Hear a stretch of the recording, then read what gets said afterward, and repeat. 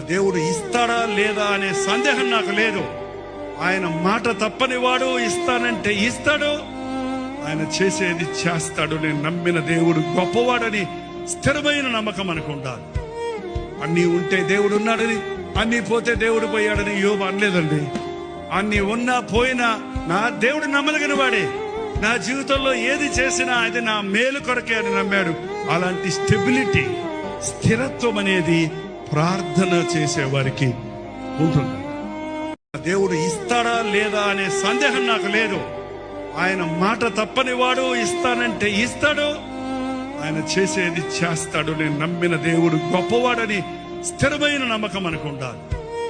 అన్నీ ఉంటే దేవుడు ఉన్నాడని, అన్నీ పోతే దేవుడు పోయాడని యోబు అనలేదండి. అన్నీ ఉన్నా పోయినా నా దేవుడు నమ్మదగిన వాడే. నా జీవితంలో ఏది చేసినా అది నా మేలు కొరకే అని నమ్మాడు.